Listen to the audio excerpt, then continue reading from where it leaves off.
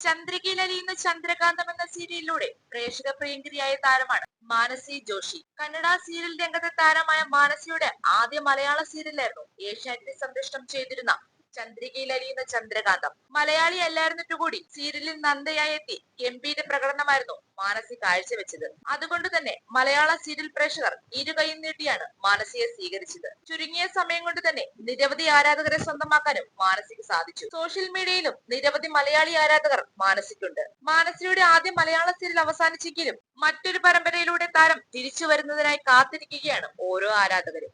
സീരിയലുകളിൽ മാത്രമല്ല, കന്നഡ, തമിഴ്, തെലുങ്ക് സിനിമകളിലും താരം അഭിനയിച്ചിട്ടുണ്ട്. എന്നാൽ സീരിയൽ അഭിനയമാണ് താരത്തെ കൂടുതൽ പ്രേക്ഷക പ്രിയങ്കരിയാക്കി മാറ്റിയത്. മലയാള സീരിയലിലെ കണ്ണീർ തോരാത്ത നായികമാരിൽ നിന്ന് വ്യത്യസ്തമായ കഥാപാത്രത്തെയായിരുന്നു മാനസി സീരിയലിൽ അവതരിപ്പിച്ചത്. പരമ്പരയിലെ കരുത്തുറ്റ കഥാപാത്രമായിരുന്നു നന്ദ. ആ കഥാപാത്രത്തെ മാനസിയുടെ ശൈലിയിൽ വ്യത്യസ്തമായി അവതരിപ്പിക്കാനും താരത്തിന് കഴിഞ്ഞു. സീരിയൽ അവസാനിച്ചെങ്കിലും മാനസിയുടെ മലയാളത്തിലേക്കുള്ള തിരിച്ചുവരവിനായി കാത്തിരിക്കുകയാണ് മലയാള സീരിയൽ പ്രേമികൾ. എന്നാൽ അധികം വൈകാതെ തന്നെ താരം മറ്റൊരു മലയാളം സീരിയലിൽ അഭിനയിക്കുമെന്നാണ് പുറത്തുവരുന്ന വാർത്തകൾ. എന്തായാലും താരത്തിന്റെ തിരിച്ചുവരവിനായി കാത്തിരിക്കുകയാണ് മാനസിയുടെ ആരാധകർ.